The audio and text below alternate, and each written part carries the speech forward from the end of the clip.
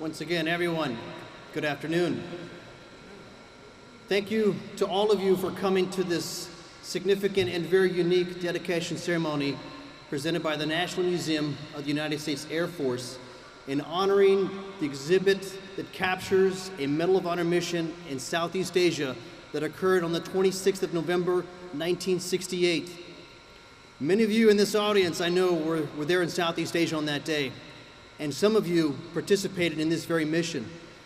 It is a mission of one helicopter of the 20th Special Operations Squadron that flew in under tremendous fire, being covered by one gunship to extract a 7-man team from very dangerous situations there in Cambodia. That team was Reconnaissance Team Chisel of MACV-SOG, Military Assistance Command, Vietnam, Special Operations Group, Command and Control South. I'm sure everyone here has seen this amazing, beautiful exhibit which captures the moment that the team boarded the aircraft and everyone was flown out to safety. A very unique exhibit, and I'm sure one that is uniquely significant and probably one of the very few within the Department of Defense museum collection that captures a singular Medal of Honor mission. At this time, I invite you to stand as the Wright-Patterson Air Force Base Color Guard team posts the colors, and please remain standing following for the playing of the national anthem.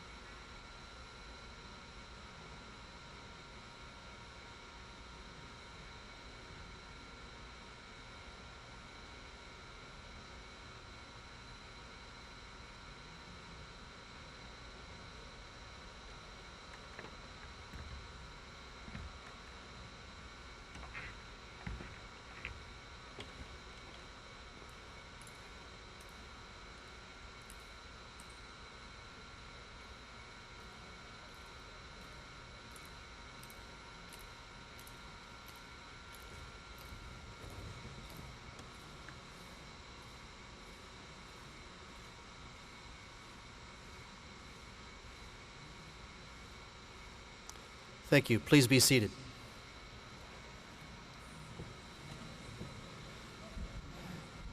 Many of you in the audience already know this, but in our presence today, we have a total of 4, actually more than 4, veterans of various units that directly participated in this singular action on the 26th of November, 1968.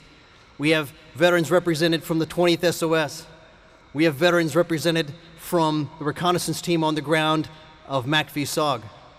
And we have representatives who were also the guys flying up above, the FACs, the forward air controllers. So I would like to invite to the stage one such veteran. This gentleman, many of you know. This gentleman is Fred Cook, who was actually on the Medal of Honor aircraft that day on the right door, at the right door gun. And at that time, he was then Staff Sergeant Fred Cook. So at this time, I invite Fred Cook to give us our invocation.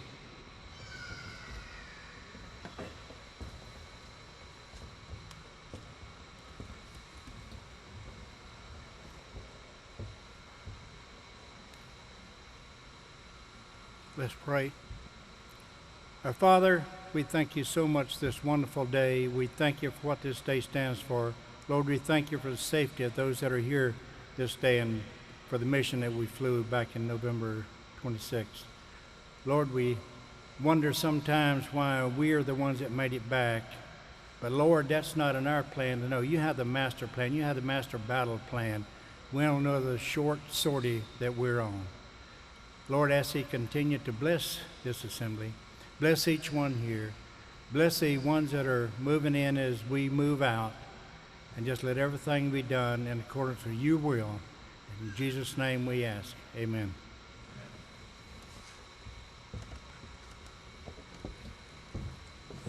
Thank you, Fred.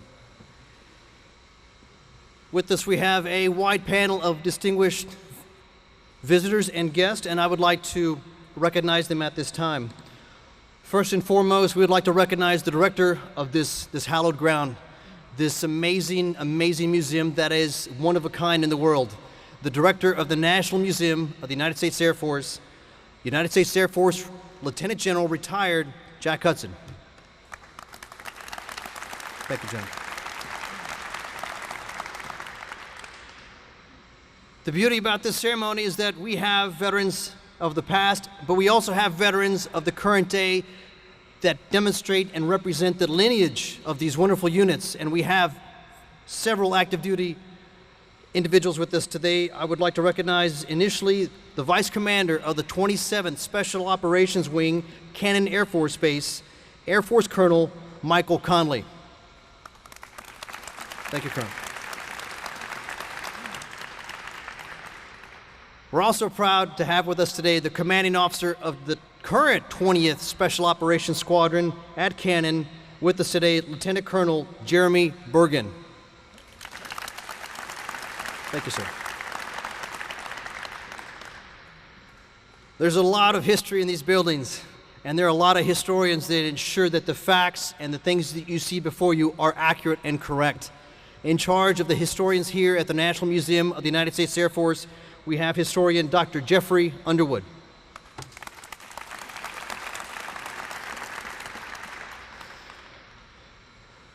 And now we recognize a few veterans who were there in Southeast Asia. This gentleman, folks, is particularly special because none of us would be here today if it were not for one individual. This gentleman has put forth so many hours and so many dollars to ensure that a lot of this comes together and that we could all gather here today to recognize this amazing exhibit. I'd like to honor United States Air Force Senior Master Sergeant Retired Jim Burns.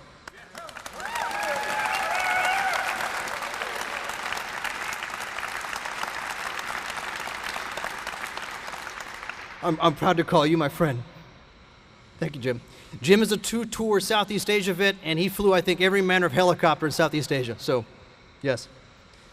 Next, as we introduced you before, one of the individuals aboard, Lieutenant Jim Fleming's helicopter manning the right door gun, and the crew chief of the Medal of Honor aircraft, Fred Cook.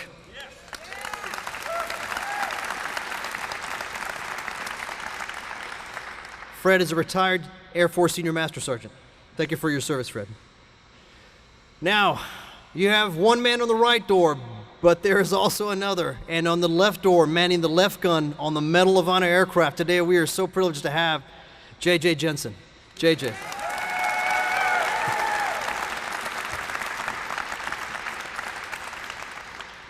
Who would have thought two guys from the Medal of Honor aircraft at this event? We're not done. We have a representative of the reconnaissance team that was actually on the ground. One individual out of 3 Americans on reconnaissance team Chisel, MACV-SOG, Command and Control South. We are terrifically honored to have with us today Mr. Randy Harrison.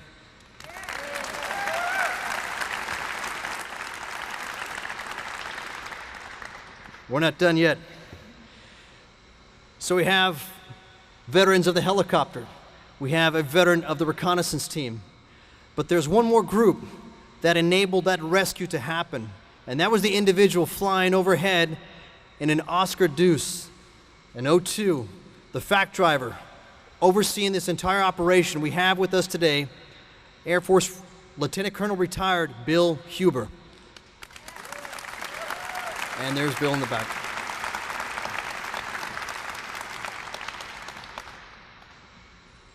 We also have in the crowd veterans of those various units. So at this time, if you served in Southeast Asia and you're a veteran of MACV-SOG, would you please stand so that we could recognize you?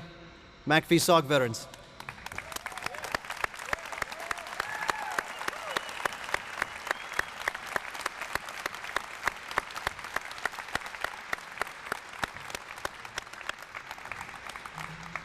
Amazing, amazing men. Likewise, if you served in the United States Air Force Special Operations Squadrons in Southeast Asia, would you please stand so we can recognize you?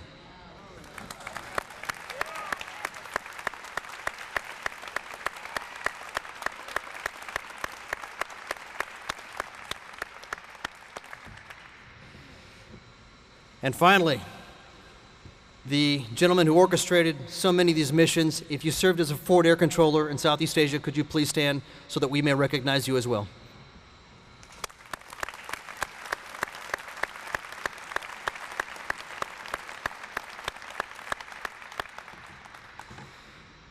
I'd like to recognize briefly 2 individuals who could not be present with us today.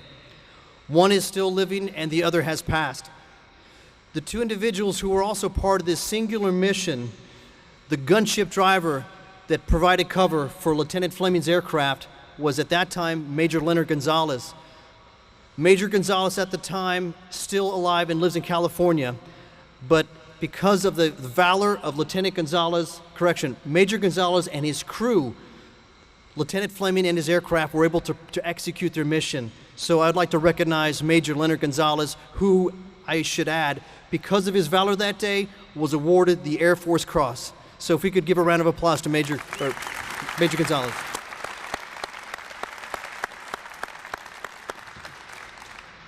Finally, the individual who cannot be with us today because they have passed was the team leader of Reconnaissance Team Chisel. And at that time, that was the United States Army Staff Sergeant Ansel Sonny Franks. Those of you in SOG know the term 1-0.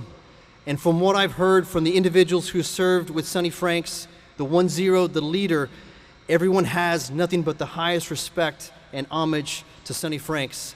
Sadly, Army retired Master Sergeant Sonny Franks passed away in 2004, but I think because of the valor and the training and the discipline of Sonny Franks, maybe more Americans would not be here today. So I'd like to recognize Sonny Franks as well.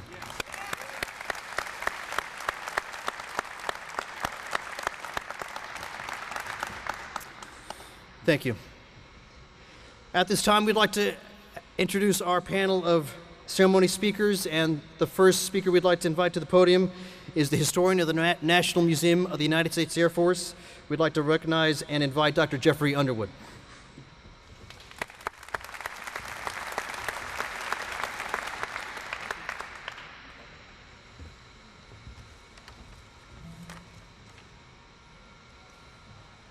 Well, good afternoon, ladies and gentlemen. Welcome to the National Museum of the United States Air Force. On behalf of General Hudson, the museum staff, the museum volunteers, and our visitors, welcome home to the National Museum of the Air Force. We would also like to take a moment not only to remember the past, but our present. And thank you for being here. This has been a really sweet spot in time for me today to watch the continuity of basically 50 years in full circle, much like a propeller or a rotor on a helicopter. So this is a wonderful day for us. But this is what we do.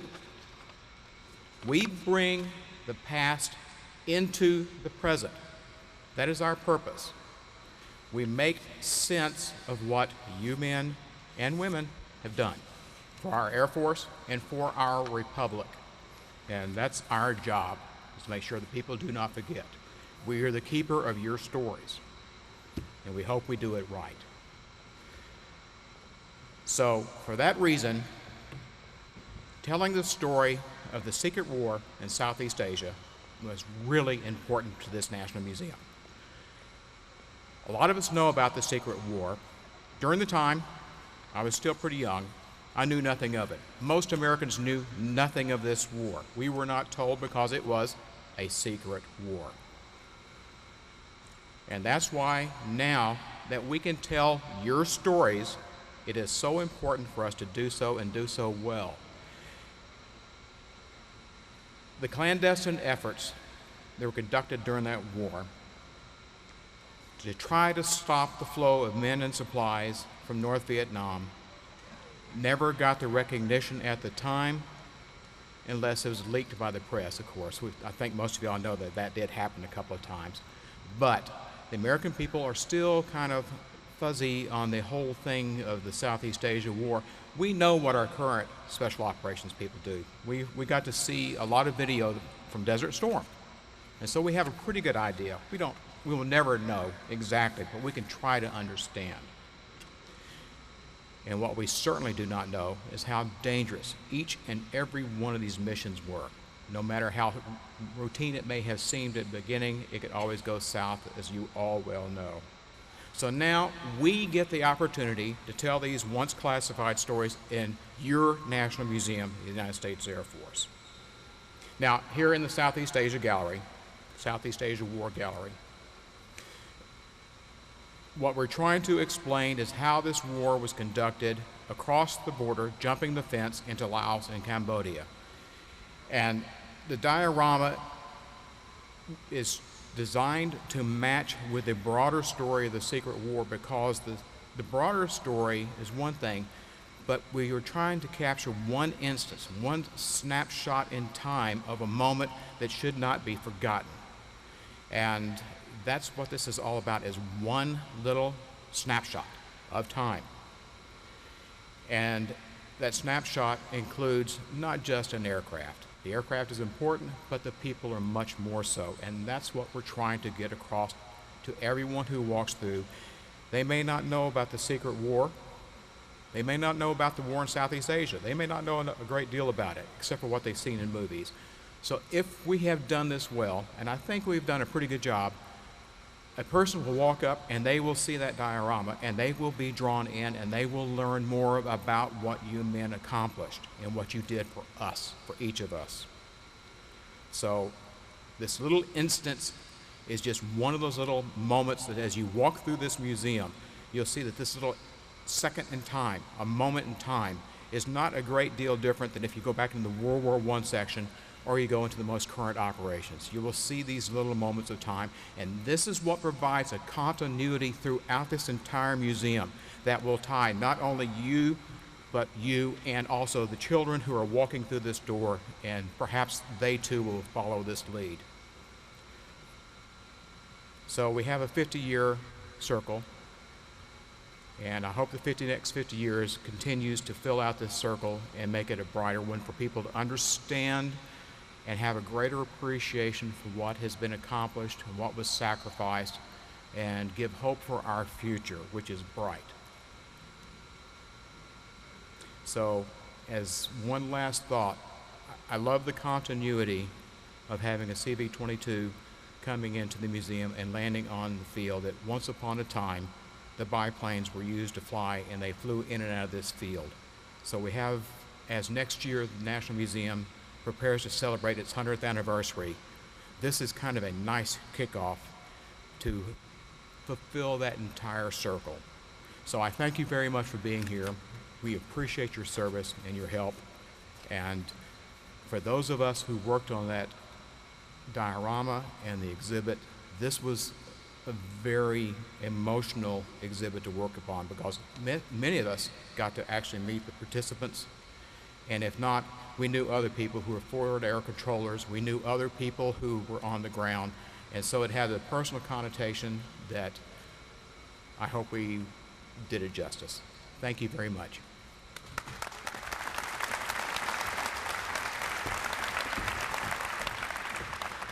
Thank you, Dr. Underwood. At this time, we're going to show a video of another very important individual in this entire scope who could not be with us today, and that is, at that time, Lieutenant Jim Fleming, who was the aircraft commander of this particular 20th SOS bird. And we lament that now Colonel Fleming, retired, is not able to be with us today, but we certainly remember and recognize him now. At this time, we're going to show a video of an interview of now retired Colonel Fleming speaking about his memories of that mission on that day.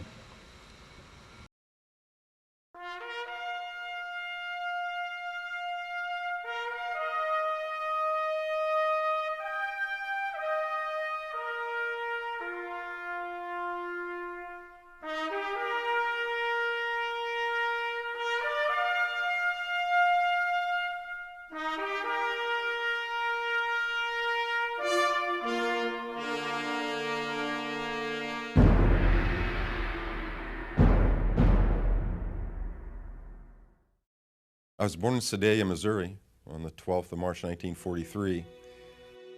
My father was, he was a career pilot, and the driving force behind everything I did. I had great respect for him for a lot of reasons. And I always wanted to be a pilot in the Air Force. I never wanted to be anything else. That's why why do you go to college? I didn't want to work for a living.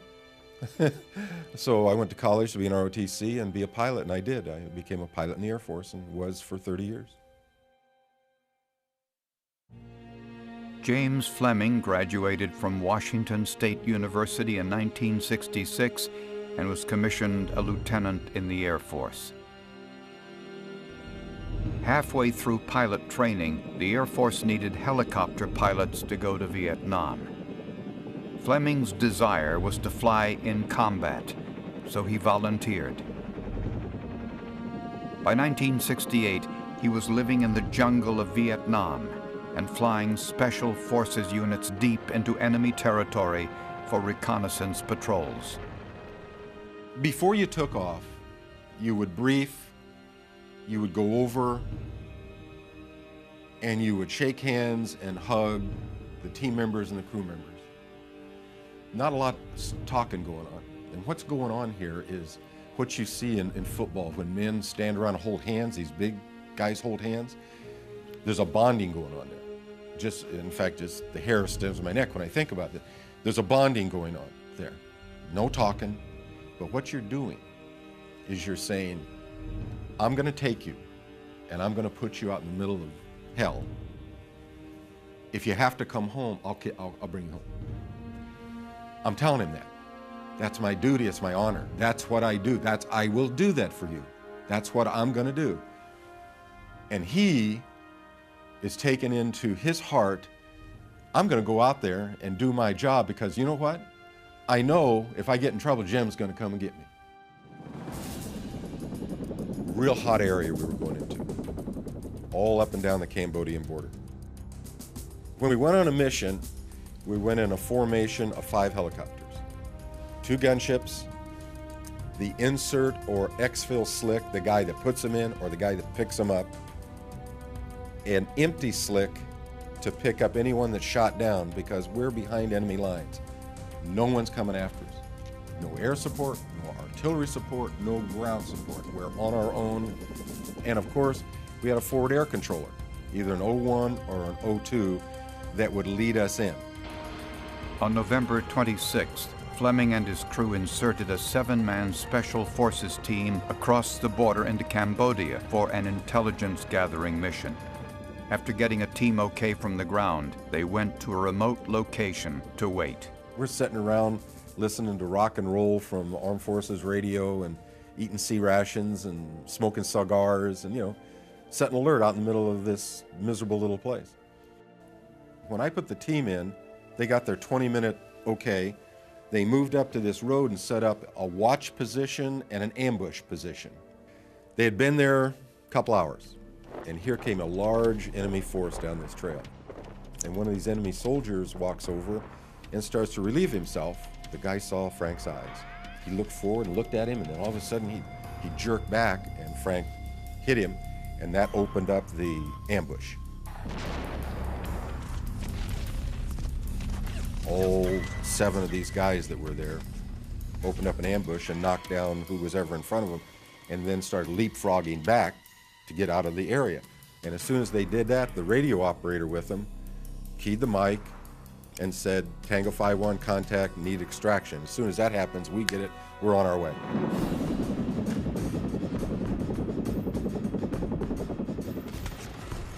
Now they're after him. They chased him to this large river, which is the border between Cambodia and Vietnam. And they can't get across the river. So they're now, with their backs to the river, set up a defensive position, put claymore mines out that they had with them, and they're fighting off these people that are starting to come in on. The FAC has identified where he thinks they are, because they're moving. He's got a general idea where they are. He knows they're on the river, but exactly where he can't really tell. And of course, the first guys that get there are the gunships. What do gunships like to do more than they like to do anything else? Rock and roll. Full automatic.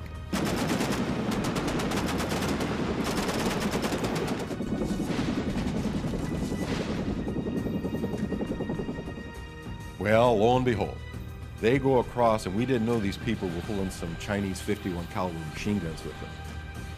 They hit the first gunship. He starts trailing blue smoke, and he yells, I'm hit, I'm going down. He turns back, goes across the river and crash lands. The empty slick spirals down.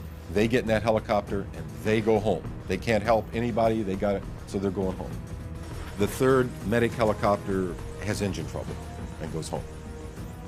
The second gunship, Leonard Gonzalez, who gets the Air Force Cross this day, goes across the team and takes battle damage and starts trailing blue smoke. So while this is going on, the forward air controller is talking to me, and he's saying, what are we going to do? I said, well, I'll tell you what. These guys down there have seen one helicopter crash, one of them leave trailing smoke, other helicopters leaving. I'm the only one here. Get me low, way out, throw me in there. I bet you I can sneak in there and get them. So I hit that riverbank, and my right door gunner starts shooting. And we're starting to take damage, starting to take rounds. And all of a sudden, the radio operator says, get out, they got us, get out. I hear that, we're taking damage, so I put the nose down, go down the river, leave the area, and as I leave the area, I pop up, go over, and I look over. There are people everywhere. The enemy is now focused in where they are. So the enemy's starting to go in. At that time, they blew their claymores, claymore mines, and knocked them back. So I see the claymores go off and the dust come up, and I tell the FAC, bring me in one more time. I know where they are now, bring me in one more time. As I say that, Leonard Gonzalez says, you going back in? He said, I'm gonna try it one more time. He says, I'll tell you what, he says, follow me. He says, I'll go over it. I'll go over him one more time. I'll give him everything I got, and I gotta go home. He goes over him, over the smoke, and he rock and roll. This is urban legend, but in my urban legend, the other crew members are shooting their pistols out the window, you know? So they give him everything they got, and he says, see you at home, Jim, and he takes off. So I hit the riverbank again, and we're doing the same operation. And Fred Cook yells, go right. They have to be right, because that's where the bullets are coming from. And as we get further down, we're starting to take some pretty good damage, and Fred is shooting and yelling and go right, stop. I got him.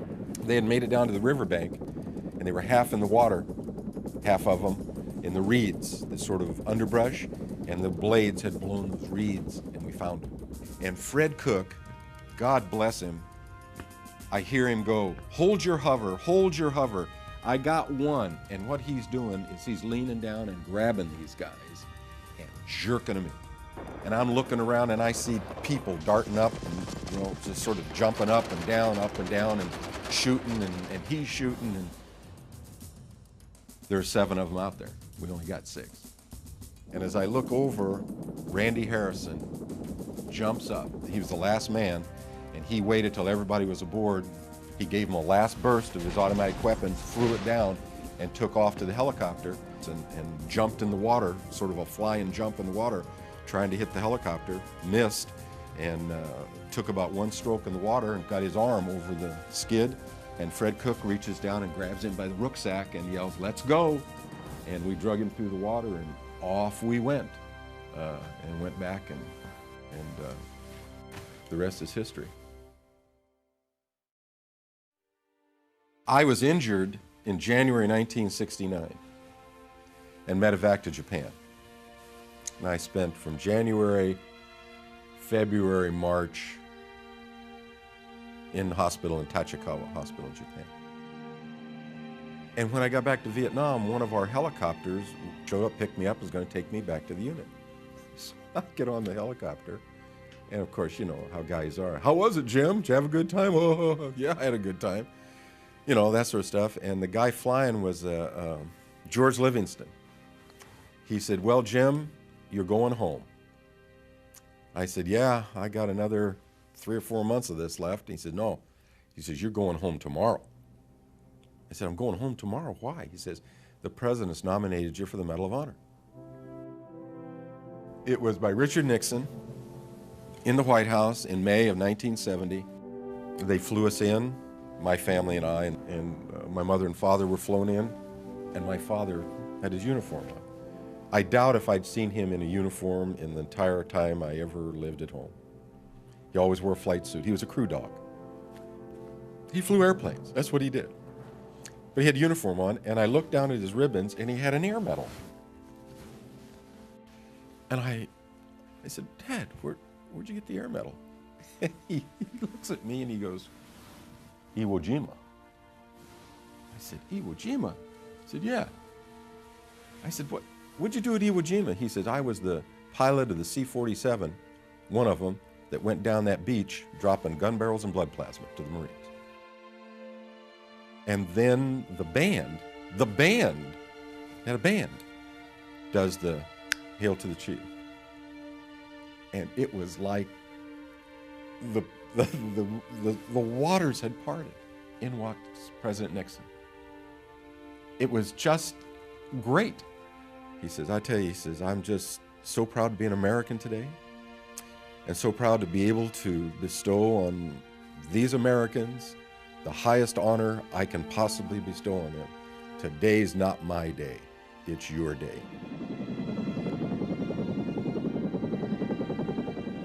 How many helicopter pilots were in Vietnam? Thousands. How many helicopter pilots did what I did and got shot down and died? No one saw it. Hundreds. I know that. I was recognized. And I owe a lot to those that weren't. I tried to. Sometimes I haven't been quite as good as I should have been, but I think I've held it up pretty well.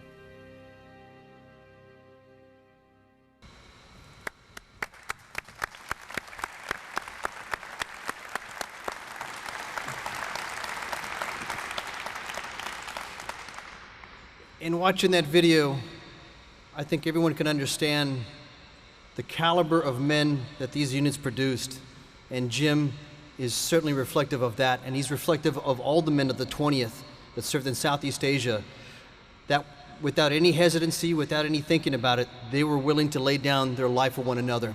I think that's an absolutely amazing thing, and Jim is reflective of so many of you in this audience tonight. We invite back to the podium again, as Jim mentioned in the video, on the right door gun at that, at that moment in time on the 26th of November 1968 was Staff Sergeant Fred Cook. At this time, we invite Fred to share a few words with us.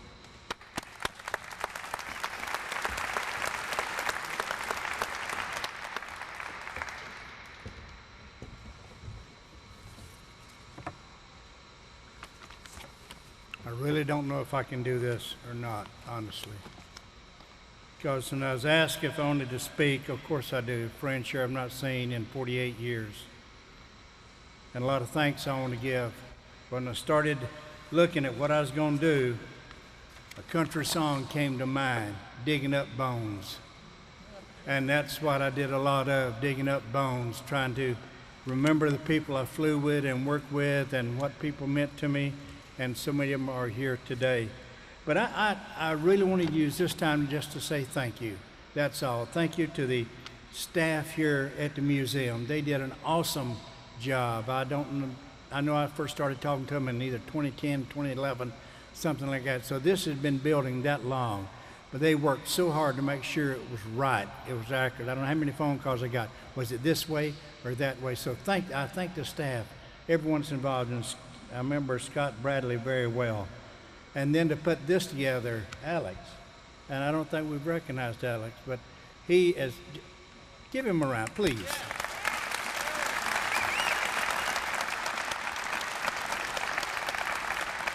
Something like this doesn't just happen. It takes a lot of work. And then Jim Burns is the other one that put hours and hours and hours into this. So thank you, Jim.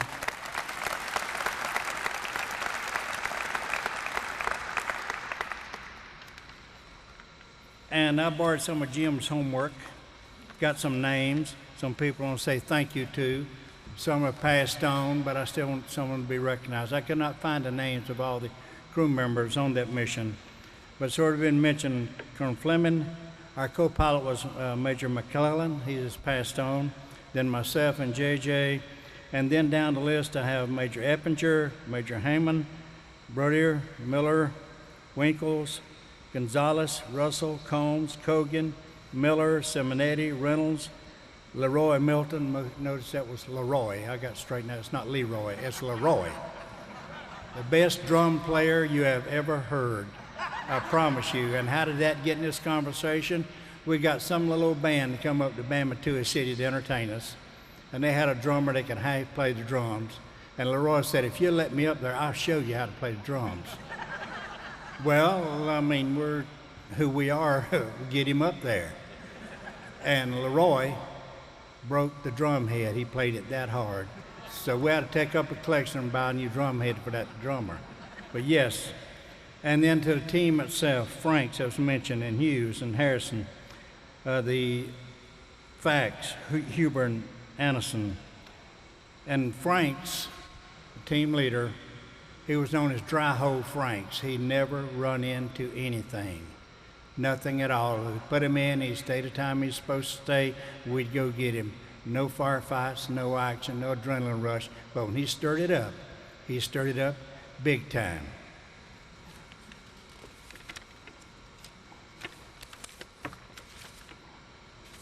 And many times the people that get overlooked on a display like this or recognition like this is a maintenance guy. You know, someone's got to keep those helicopters, or in this case, the Osprey, Osprey flying. And I know we had an engine man at Bamatua, and I don't even remember his name, but he made sure that our engines put out 100%. There's people like that that don't get recognized that I want to say thank you to. The gun plumbers that kept the guns working fine.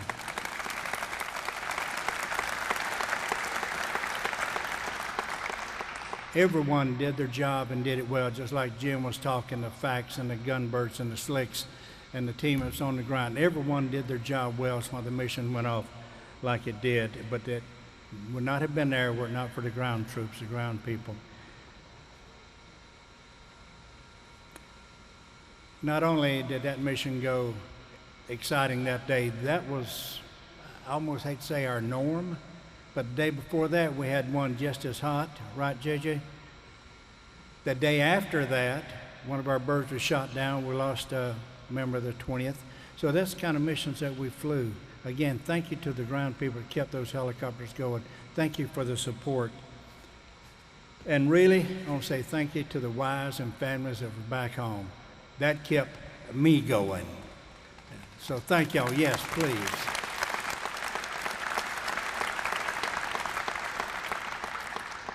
And a friend closer than a brother, Randy Harrison, the team leader, one I had to literally jank. I don't know if he's just going to stay there and play with him or try to see how many he could shoot or what, but he was slow getting in the helicopter. Now looking, okay, we're getting shot at. We got 6 men on board. One's holding us up. If we can get him in, we can leave and we don't get shot at. You don't have to figure, we'll get in the helicopter, and he weren't fast enough, so I had to help him. That's how that came about. So he goes in and stirs stuff up. That's him. Yeah, he stirs stuff up, then wants us to come get him because he didn't want to walk out. That's my friend Randy. But I would like to say thank you to the crew from Cannon. That's some also awesome piece of equipment you're flying. And I want to say thank you for being carrying the 20th on. I enjoyed my time in the 20th. If I was 17, I'd do it again, but I'm older and wiser now, so I wouldn't do it now. But thank y'all so much, and just continue to carry it on. And I noticed, and where is she? Where's the pilot? Stand up, please. Please. We didn't have one of those when I was in the 20th.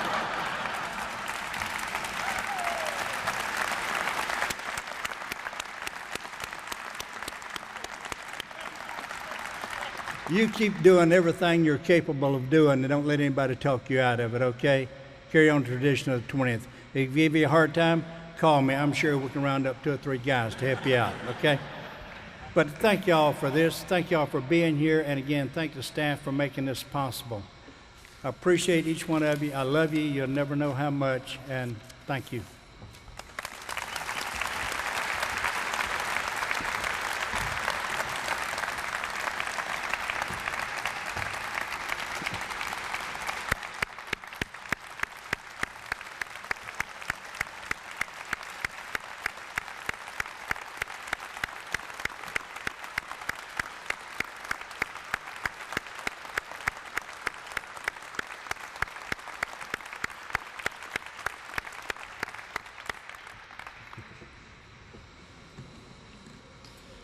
Thank you, Fred. For those of you who have served in units like this, current day, past, present, you know the bond.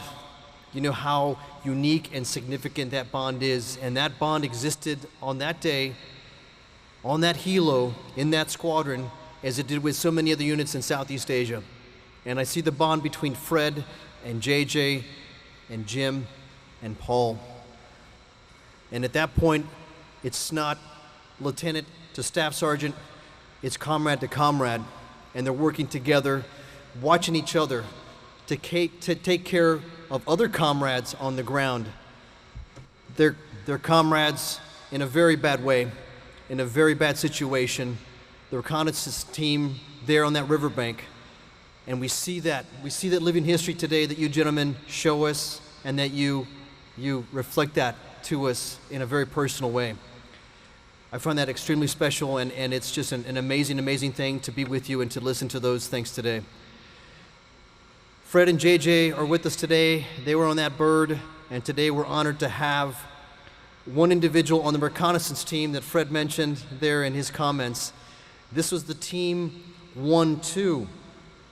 A reconnaissance team typically is made up of between 6 to 8 or 9 individuals. Generally, it encompasses at least 3 Americans.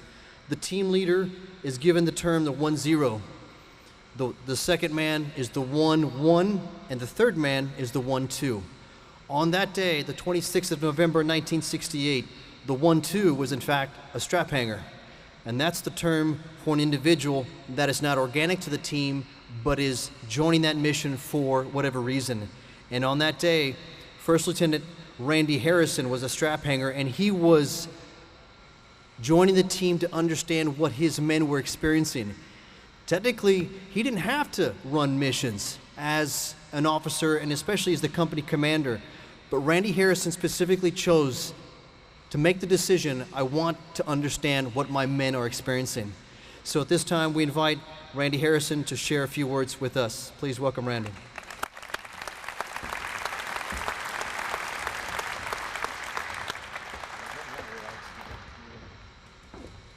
Ladies and gentlemen, this is an amazing place, and if you will allow me to, I'd like to begin with a digression.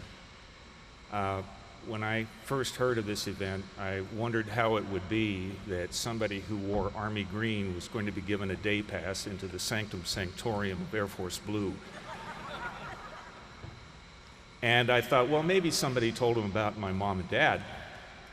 My father, Robert Burfoot Harrison, in the summer of 1939, quit his job as a department store and enlisted in the United States Army Air Corps. His first assignment was with the 93rd Bomb Group, flying out of Langley Field and flying, with all due respect to these wonderful airplanes, I just saw one yesterday for the first time, a Douglas B-18. And he was the radio operator flying coastal patrol missions. 30 years later, he retired as a command pilot with thousands and thousands of hours. And there were two things that Dad told me about his time in Air Force Blue. And he told me these repeatedly. The first was that there is no more honorable a profession in the world than defending a democracy. The second was, he couldn't believe people got paid like him for flying an airplane. When I told my mom and dad that I had quit college in my junior year and enlisted in the Army, volunteered for infantry, and volunteered for Vietnam, they were not amused. My father couldn't believe it. He actually took me out to a couple of Air Force bases and said, look, you could be doing this. Now that my parents have attained cruise altitude and are flying in the same close formation that they flew for 60 years, I just can't help but look up and say, look at this place, Mom. Didn't I tell you things would be okay? And they have turned out really well. For thousands of years, when warriors gather, particularly young warriors, they talk about their shared experience in combat. Who did what? Who said what? Why did they do that? And nothing is more valued than the praise of their brothers in arms. But as warriors age, as we get older, while we never forget, in fact, we build our memories, in fact, we maybe even build our lives on the memories of those days, or maybe in this case, that day, our perspective widens and deepens, and we begin to focus more and more on what we have done with the time that we have been given. And for most of us, that focus on what we have done and what we will leave behind takes the form of our family and specifically of our children. 4,000 years ago, the Greek poet laureate Homer wrote his epic Odyssey and Iliad. The Odyssey tells of the return of King Odysseus, whom the Romans called Ulysses, to his home after almost 20 years of absence. About 170 years ago, the English poet laureate Alfred Lord Tennyson wrote his version of that story, and in it there is a section where Ulysses introduces his fellow mariners, his brothers in arms, to his only son, who he hasn't seen for 20 years, who held the fort while Ulysses was in front of the walls of Troy. And Tennyson has Ulysses say this: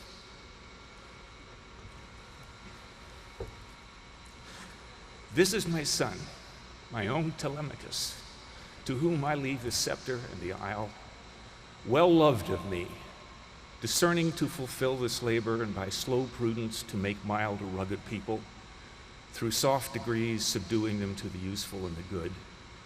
Most blameless is he, centered in the sphere of common duty, decent not to fail in offices of tenderness and to pay meet adoration to my household gods when I am gone. He works his work, I mine. And when I read those words frequently, and I recommend them to those of you who haven't seen it, read Ulysses.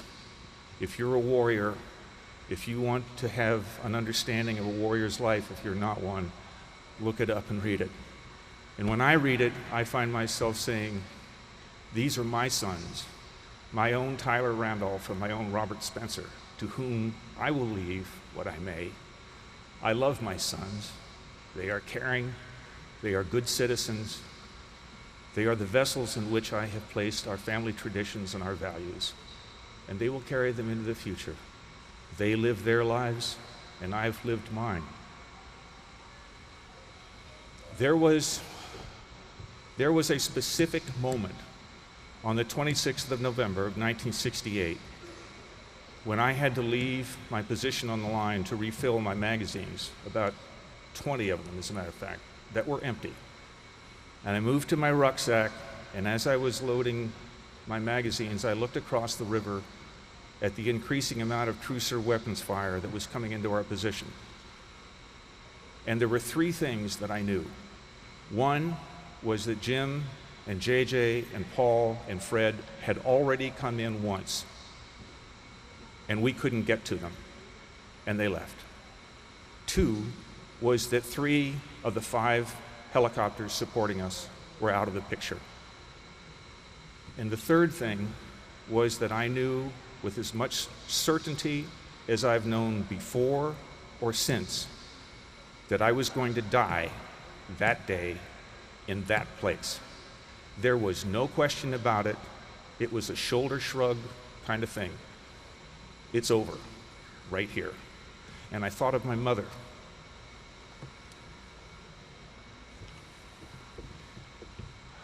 There is an ancient American spiritual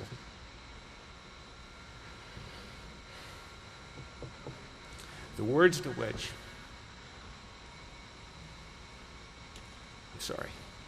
All right, I looked over Jordan, and what did I see? Coming for to carry me home. It was a band of angels coming after me, coming for to carry me home. Swing low, sweet chariot, swing low, coming for to carry me home. It would be incredibly presumptuous of me to assume that twice in my life, a band of angels and a sweet chariot will swing low to carry me home. But I'll tell you what, if it happens again, I'm going to know it before I see it, because I've heard the sound of angels' wings before. They sound like a UH-1 10 feet off the deck, coming in at full speed.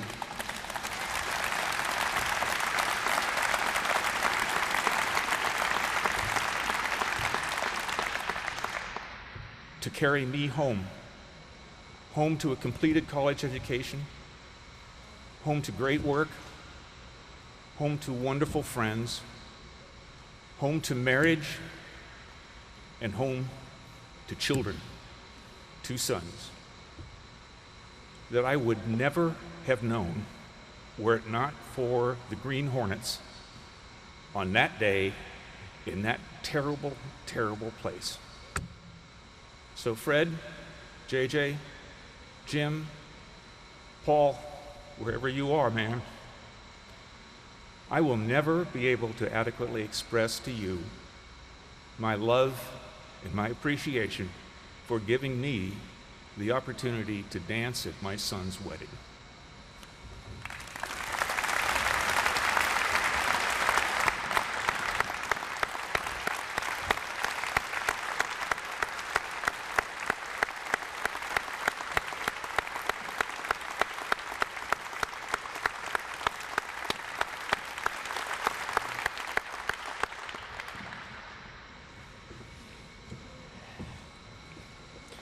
Thank you, Randy. If what Randy just described to us and what Fred and what all of you men represent in your service, if that is not the epitome of brotherhood, then I do not know what is. So, all of you are tremendous, not only tremendous warriors, but brothers to the very end. Thank you. Lastly, we invite, finally, the Director of the National Museum of the United States Air Force. Please welcome Lieutenant General Retired Jack Hudson.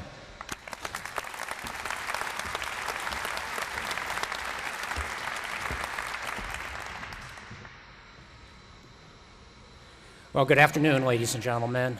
I want to do three things here today.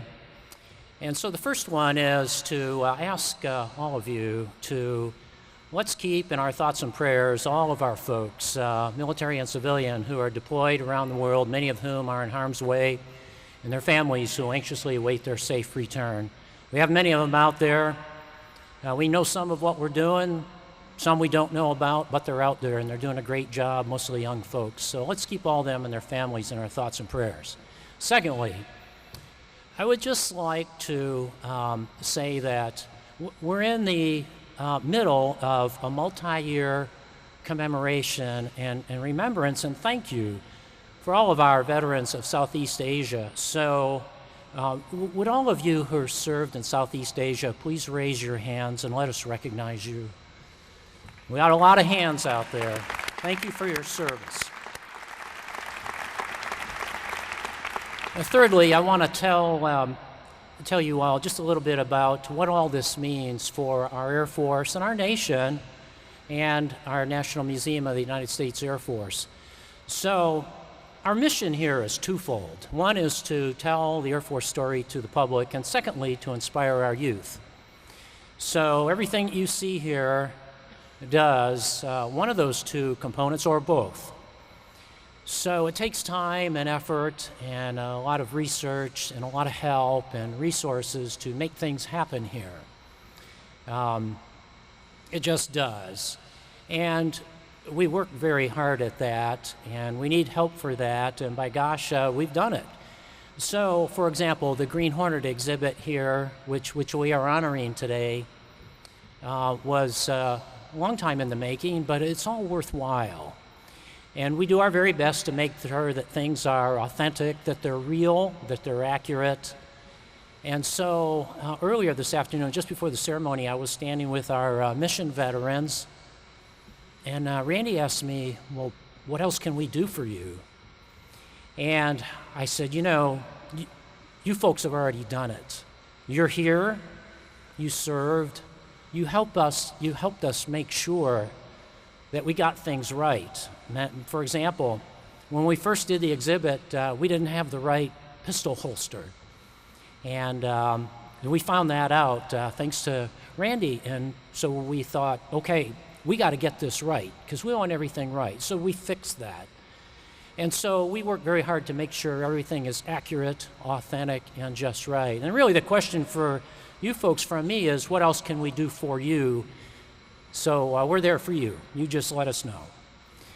And so what a great component this is for all that we do to tell that Air Force story to the public and inspire our kids. And folks, we're here for the long haul. Not just for today, but forever from now. That's part of our Southeast Asia gallery and a great part of it. So here we are. So today is also exciting because we have today's version here today in the form of the CV-22 and crew from the 20th and the wing at Cannon. And so we're just extremely honored that they are all here with us today. And for all of you here who are currently serving, thanks for your service. We appreciate very much all that you do for us. And so I was out there this morning and saw the airplane come in and land. And of course the media are out there and doing their interviews. And so the operations officer was being interviewed. And there was a question that I believe had to do with, well, what's different now compared to 48 years ago? And I thought his answer was spot on. He said, well, the technology is much different, but the mission's the same. And I thought that's a great way to capture that. I would also add to that the character of the people is the same.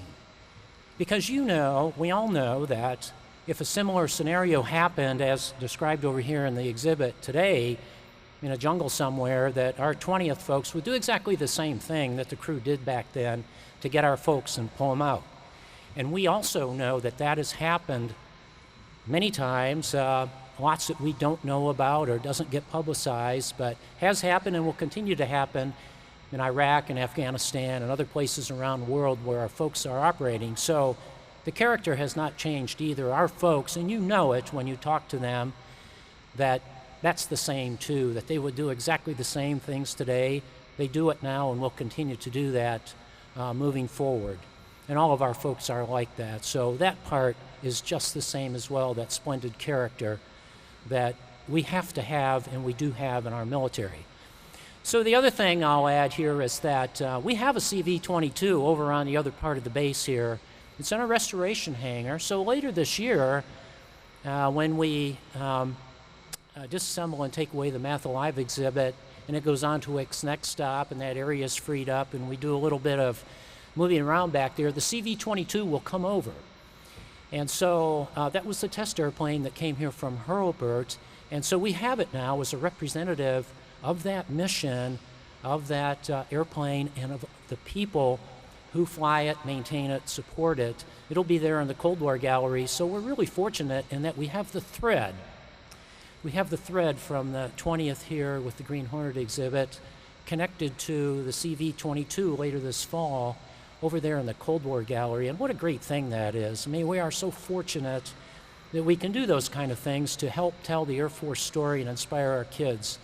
You could see all that out there today with the airplane and the big crowd that was out there and everybody that came through. We'll see it day after day as visitors come through the museum, and see these exhibits and read about the stories of the people who were involved.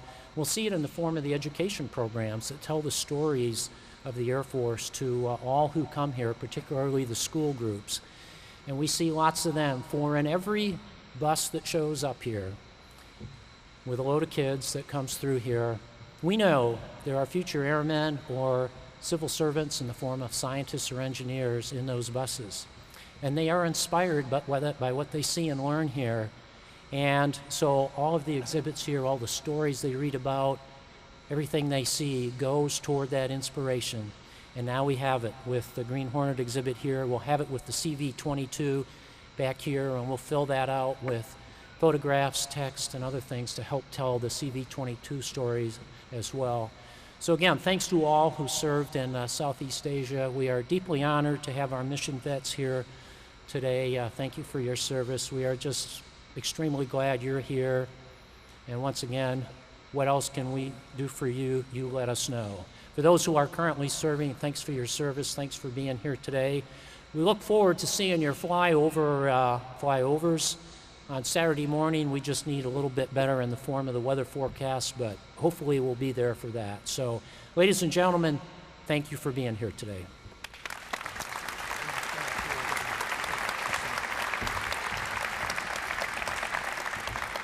Thank you, General Hudson.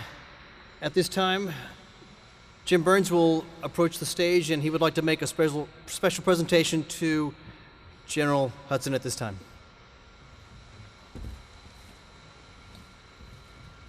First of all, I want to say thank you to the museum staff and the folks, and Jane Leach, who's really been tremendous, and to Alex, who's been my contact here locally and really arranged everything.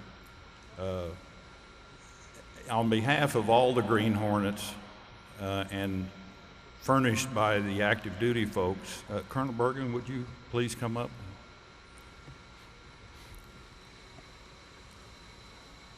They have commissioned a lithograph by Ron Wong called Once a Hornet, Always a Hornet.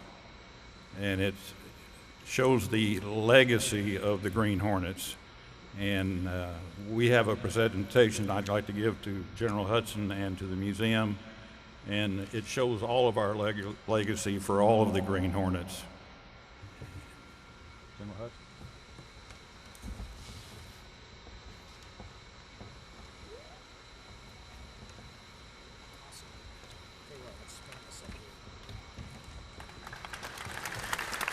This represents all of the aircraft that the Green Hornets have flown and are flying.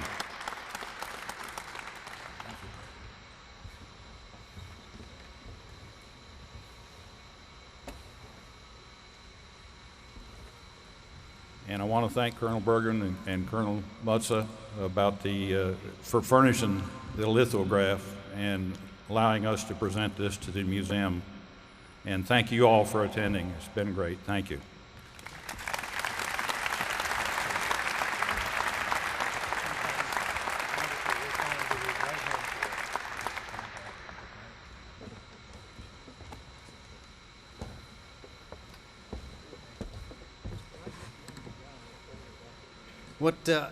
I don't know if most of you could see the lithograph. It's just beautiful because it shows the lineage of the 20th from the first aircraft to the current CV-22. So what a fantastic representation of the history of such a distinctive and proud and combat-rich unit as the 20th. This day, folks, did not occur by accident. It did not occur easily. And a lot of that is owed to this facility that we are in currently. So many people in the National Museum of the United States Air Force worked so hard from the beginning of the creation, the development, and the actual building of this exhibit to bring us here today. So at this time, for those museum staff who had a hand in this event and in that exhibit, please raise your hand so that we could certainly recognize all the wonderful work you have done.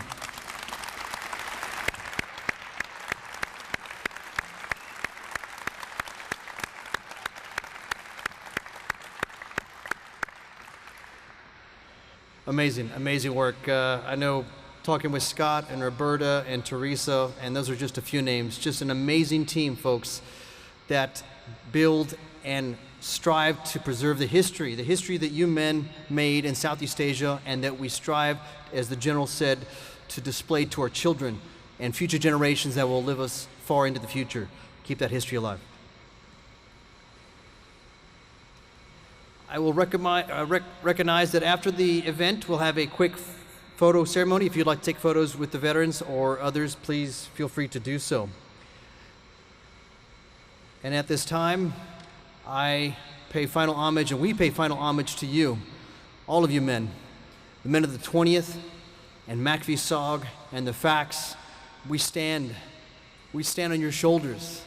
We preserve the history and the heritage and the actions and the valor that you displayed each and every day in your service.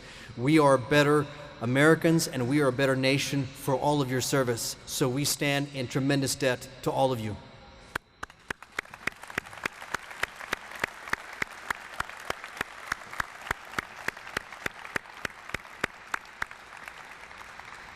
On behalf of the National Museum of the United States Air Force, we thank you for attending today.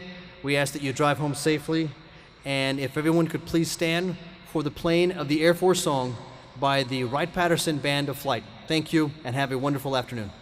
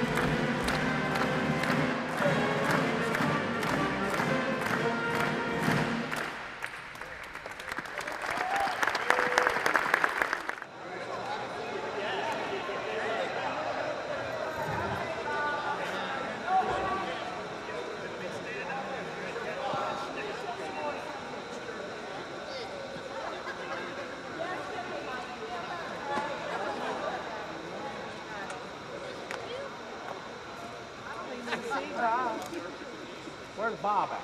Bob, where are you? Bob, wait. Up there, Bob, look at the camera. You're hidden, Bob. Oh, I'm going, Bob. There you go.